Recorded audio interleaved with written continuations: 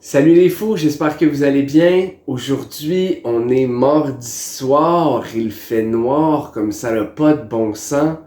Non, j'ai un petit garçon qui est excité de me voir.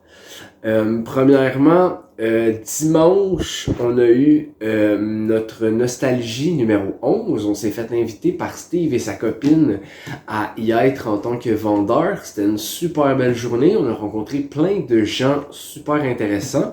On a même vu des habitués aussi. Puis aujourd'hui, je suis pas là pour vous montrer ce qu'on a trouvé parce que je vais attendre Véro. Véro est présentement en train de travailler. J'avais une journée un peu difficile aujourd'hui.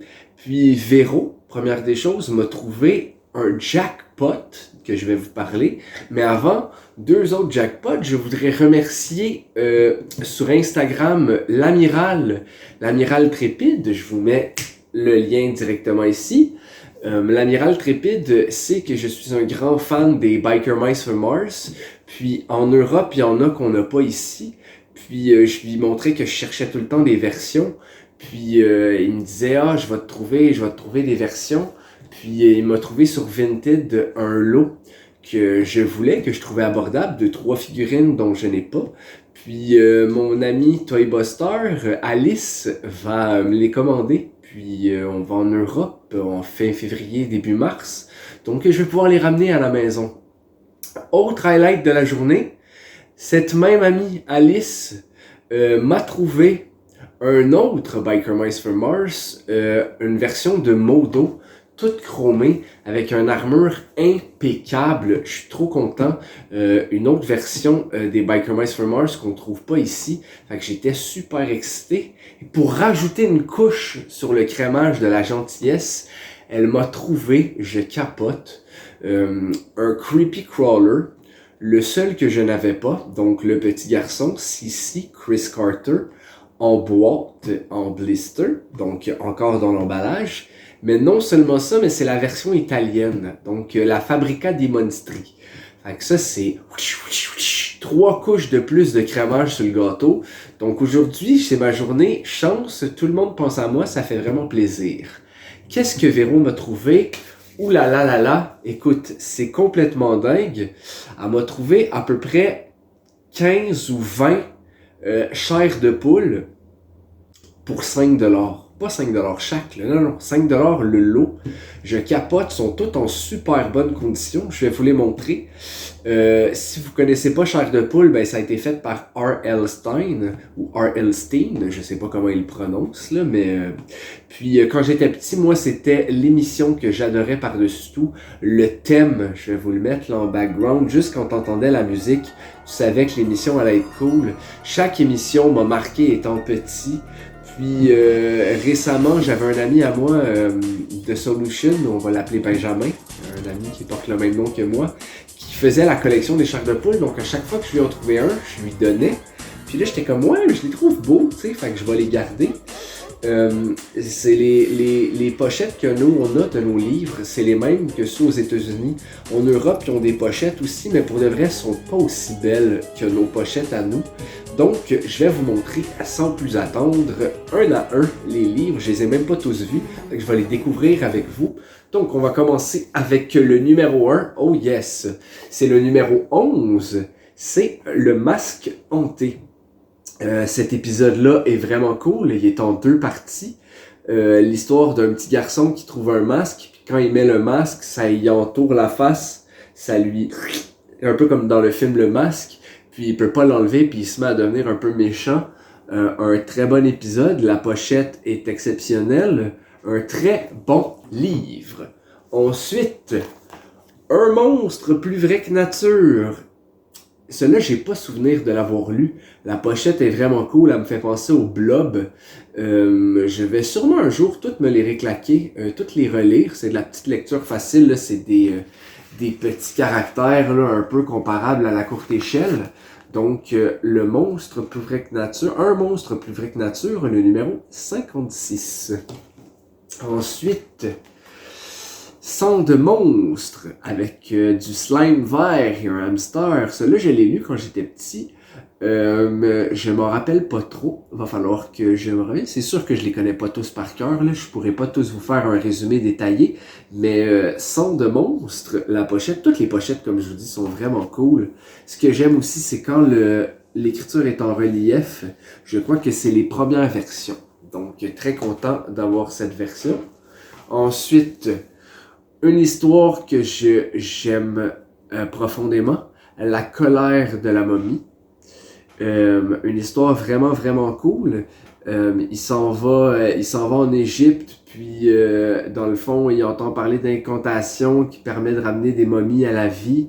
Vraiment un cool épisode, un cool livre. Encore, non, celle-ci n'a pas la pochette en relief, mais très content de l'avoir. J'ai toujours aimé les trucs qui se rapportaient à l'Égypte, que ce soit Mummies Alive quand j'étais petit, je lisais les BD Papyrus. Toujours été un gros fan de cette culture, donc très content de l'ajouter dans ma collection. Ensuite, parce qu'on a le numéro 1, ben qu'est-ce qui est mieux? Avoir le numéro 2. Donc, le masque hanté, épisode 2. Donc, c'est la suite du 1, forcément. Puis, comme je vous dis, cette histoire-là était vraiment cool. Ça m'avait marqué, je le trouvais presque épeurant, le masque, quand j'étais petit, tu sais. Donc, voilà. Tu sais, en arrière, ils te montrent tout le temps des petites anecdotes, là, où ils te disent un petit punch, puis là, du calme, Mario, ce n'est qu'un masque. Mais s'il l'avait su. Donc, voilà, le volume 2. Ensuite, ça c'est cool aussi. Je me rappelle du 1. Je sais pas si j'ai le 1, mais le 2, je ne l'ai jamais lu. Donc, d'étranges photos 2. Avec la photo, on peut voir là, la famille en squelette. Ça, tu vois, c'est le numéro 45. Et pourtant, l'appareil ne semble pas truqué. Donc, un autre que j'avais rajouté à ma collection avec le livre en relief. Oh, j'ai un petit chat. Let's go. Léo, on se tasse, s'il vous plaît? Mimi, mimi, let's go. Les joies du direct. Ensuite, j'ai le jeu monstrueux. Le jeu monstrueux, je ne connais pas ce livre, c'est un des plus tard. Tu sais, moi, j'ai vraiment connu les... T'es coquin, Coco. J'ai vraiment connu... Viens ici. J'ai vraiment connu les premiers livres. Donc, les plus tard, je les ai pas lus. Donc, bête, pas bête. La pochette m'a toujours fasciné. Fait que je vais vous le mettre un peu plus comme ça. Donc, un jeu monstrueux. Ensuite, un autre que je n'ai pas lu. Terreur dans le récif. Ça doit être une similitude un peu de bêter sur Jaws, mais avec un requin marteau. Donc voilà. Des belles pochettes aussi. Quand tu les mets, tu sais, tous l'un à côté de l'autre, là, ça look vraiment. Avec des belles couleurs. Je pense qu'il n'y a jamais vraiment un livre qui est de la même couleur. Fait que ça, je trouve ça vraiment cool. Ensuite, oh yes. Ça, c'est vraiment... C'est difficile de dire lequel est mon préféré, mais celui-là, il est vraiment, vraiment cool. C'est dommage que la pochette soit un peu maganée, la pochette en relief. Une journée à Horrorville. Je crois aussi que celui-là venait en 2 épisodes. Puis c'est une famille qui s'en va un peu dans une espèce de parc d'attractions d'horreur. Excellent épisode. Truc de geek, dans cet épisode, il y a une fille blonde aux longs cheveux qui jouait dans Animorph. Que je tripe sur Animorph, donc un petit moment de geekness. Donc une journée à Horrorville.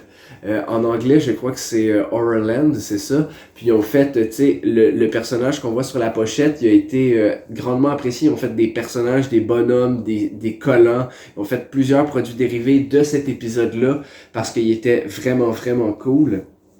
Lui, je vais le garder. Les vers contre-attaquent. Gluant, rampant et absolument dégoûtant. Je ne me souviens pas non plus de celui-ci. Une pochette en relief encore. L'épisode 21, le tome 21. Un autre de plus qu'il va falloir que j'ajoute à ma connaissance. Ensuite, un peu à la Sleepy Hollow. Les citrouilles attaquent. Ça dit une attaque inattendue. Attention lecteur. Prépare-toi à avoir peur. Pour vrai, je trippe trop sur ces livres-là. Je trouve ça vraiment cool. Ensuite, un que je savais même pas qu'il avait fait ça, en fait, C'est 10 histoires d'horreur. Fait que ça doit être des petites courtes histoires. 10 histoires d'horreur. Fait que je savais même pas qu'il avait fait ça. C'est cool. C'est l'édition spéciale numéro 1. Quand j'étais petit, j'étais souvent à la bibliothèque, je lisais tout le temps des histoires d'horreur. Tu sais, un monsieur qui s'en va voir sa femme, finalement il rate son enterrement parce qu'il est mort, ou des trucs comme ça me fascinait. Oh yes! Chez les réducteurs de tête. Livre incroyable. J'ai vraiment, vraiment aimé ce livre-là. Je l'ai lu quand j'étais petit. L'histoire est vraiment, vraiment cool. Salut le jeune, grogne la tête. Une des histoires que j'ai aimé le plus, il s'en va à l'île de Baladora. Puis il se fait donner, c'est ça, une espèce de petite tête comme ça. Puis ça réalise des vœux. C'est vraiment cool. Je vous le suggère, je vous le recommande. Fut un temps où il l'avait, je sais pas s'il est encore là, mais il l'avait sur Netflix. Ah, celle-là je ne connais pas non plus. Relief encore. Haleine de vampire. Donc, haleine de vampire, une soif insatiable. À suivre, je ne connais pas du tout. Ensuite, oh yes, celui-là je l'avais donné à un ami. Donc voilà, je peux le revoir encore. Je trouve que la pochette est vraiment cool. Donc le tombeau de la momie. Puis celui-là aussi, je m'en rappelle très bien. Puis un petit garçon qui s'en va en Égypte, puis il trouve une espèce de main de momie toute sèche. Puis à chaque fois qu'il fait un vœu, je crois que le doigt s'ouvre ou se ferme. Bref, une très bonne histoire. La pochette est vraiment cool. C'est une de mes pochettes que je préférais quand j'étais petit. Ah, celui-là, je me rappelle l'avoir eu, mais je ne l'ai jamais lu non plus. Lui, il est un petit peu plus abîmé. À la recherche de la légende perdue, avec une grosse viking, une grosse Olga sur la pochette. Je ne sais pas du tout de quoi ça parle. C'est le numéro 48, donc rendu là, j'avais un peu décroché, mais je regarderai ça. Ensuite, le numéro 2. Le sous-sol interdit. Ça, c'est cool. C'est un père qui fait des expériences avec les plantes. Un épisode aussi qui m'a marqué. Donc, très content d'avoir celui-ci, le numéro 1, 2. Tu sais, là, les 20 premiers sont vraiment cool, mais je me fais quand même une mission de tous les trouver. Ensuite, je n'ai peur de rien. Ça, c'est avec une espèce de créature debout dans le lagoon ou dans le marais. Ça aussi, c'est vraiment très cool. Ensuite, j'ai la balade des épouvantails. C'est la balade des épouvantails. C'est un peu à la Jeepers Creepers, ceux qui ont vu le film d'horreur. Donc, le speech en arrière, eux, c'est « Ils sont en vie ». Donc, voilà. Ça m'a toujours fasciné, les épouvantails. Ah! Relief. Message à tous les affreux. La pochette est vraiment trop cool. Des ennuis au bout du fil. Je termine avec... il m'en reste 2. Il m'en reste 3.